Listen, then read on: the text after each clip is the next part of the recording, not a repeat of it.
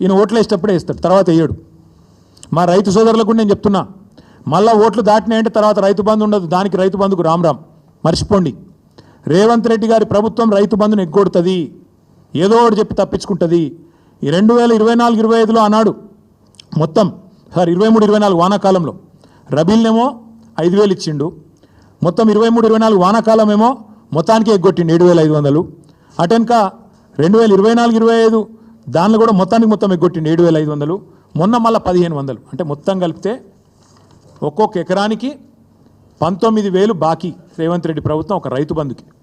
అంటే మొత్తం కలిపితే 1,52,00,000 ఎకరాలకు తీస్తే లెక్క మొత్తం కలిపి ఇప్పుడు నేను చెప్పిన 39,000 కోట్ల రూపాయలు ఎగ్గొట్టింది కాంగ్రెస్ ప్రభుత్వం. టోటల్గా అన్నదాతకు సున్నం పెట్టింది కాంగ్రెస్ ప్రభుత్వం.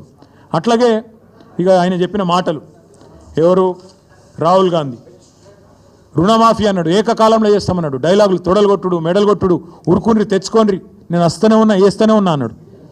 49,500 కోట్లను కుదించి కేవలం దాన్ని రౌండ్ ఆఫ్ చేసి ఆఖరికి ఇలా 20,000 కోట్లు చేసినామని బయట చెప్తారు. నిజానికి ఇచ్చింది మాత్రం ఇప్పటికి 12,000 కోట్లు మాత్రమే. అక్కడ ఎగ్గొట్టిండు. అట్లే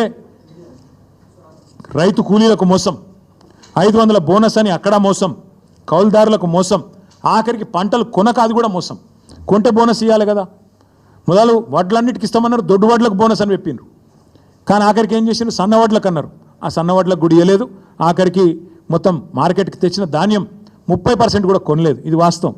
ఇక చెప్తా పోతే చాలా ఉన్నాయి, కానీ నేను ఒకటే చెప్పేది, ఇట్లా ఎన్నో రకాలుగా ఈ రైతులను మోసం చేసి ఈరోజు రాష్ట్రంలో ఉండే నిరుద్యోగులు ఇంకా పెద్ద జోకు, 60,000 తలకాయలు లెక్క పెడతారటిన మందికి పుట్టిన బిడ్డలు మా బిడ్డలు అని చెప్పుకునే బాపతు.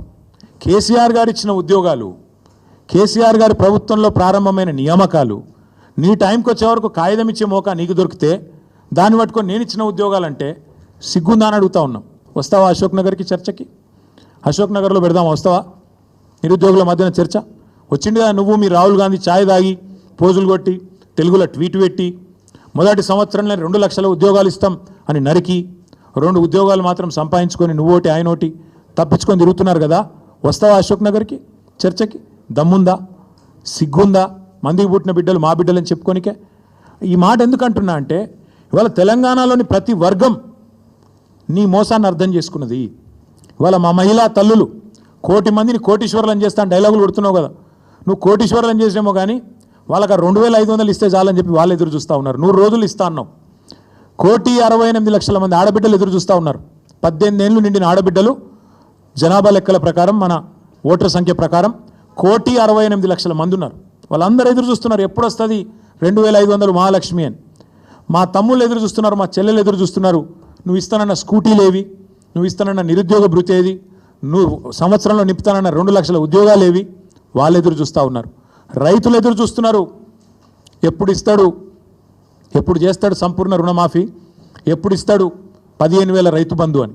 అట్లాగే మా పెద్ద మనుషులు ఎదురు చూస్తున్నారు 4,000 పెన్షన్ ఏమాయని. ఇట్లా ప్రతి వర్గాన్ని మోసం చేసి ఇంకా బుకాయించుకుంటూనే బతుకుతా అంటే నడవదు రేవంత్ రెడ్డి గారు. అందరికీ అన్ని విషయాలు తెలిసిపోయినాయి. అందుకే నీ సవాల్ నేను స్వీకరిస్తున్నా. నీకు దమ్ముంటే, నీ మాట మీద నిలబడే మనిషివే అయితే ప్లేస్ నువ్వు డిసైడ్ చేయి, డేట్ నువ్వు డిసైడ్ చేయి. ఈ 3 రోజుల్లో తప్పించుకునే ప్రయత్నం చేస్తావు కాబట్టి, నువ్వు మాట మీద నిలబడే మనిషివి కాదు కాబట్టే నేను ఒకటి ప్రతిపాదిస్తున్నా. నువ్వు ఈ 3 రోజుల్లో నువ్వు చెప్తేనేమో నువ్వు 7కి రమ్మంటాడికి వస్తా. దబ్బన కాదంటే 8వ తారీఖు నాడు ప్రెస్ క్లబ్లో 11 o'clock మేమందరం వస్తాం, మా బృందం వస్తాం. మేము మీలాగా మందం తీసుకొని రాము. మేము ఓన్లీ మా లెజిస్లేటర్లు, మా సీనియర్ నాయకులు 10-15 మంది వస్తాం.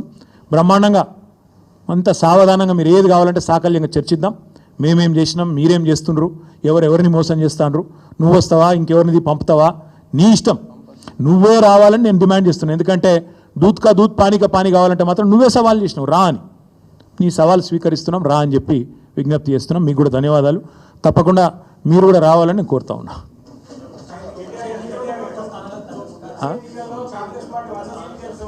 వందావని బోందా ఇంకో మీరు పిచ్చోళ్ళు వందనట. ఆయన సొంత కాన్స్టిట్యున్సీలనే ఇప్పుడు జెడ్పీటీసీలు గెలుతాడో లేదు, పెట్టమని రాదు, ఎలక్షన్లు తెలుస్తుంది. నేను ఏమంటున్నా అంటే మాటలు కోటలు దాటుతాయి రేవంత్ రెడ్డి, ఇంకా కూడా పడిపోతారా ఆయనకు అర్థం కాదు. మీరు కూడా మాటలకు ఈయన గీ మాటలు చెప్పి ఆ కుర్చీలో కూర్చున్నాడు. ఏదో అది చెప్పి ఇది చెప్పి 420 అడ్డమైన హామీలు ఇచ్చి ఢిల్లీకి వెళ్ళి టూరిస్టులను తీసుకొచ్చి ఈ డిక్లరేషన్ ఆ డిక్లరేషను. నేను ఒక్కటి అడుగుతున్నా, 100 సీట్లు గెలవాలి, ఎట్లా గెలవాలి? ప్రజలు ఓట్లు వేయాలి. ఎవరు ఓట్లు వేయాలి?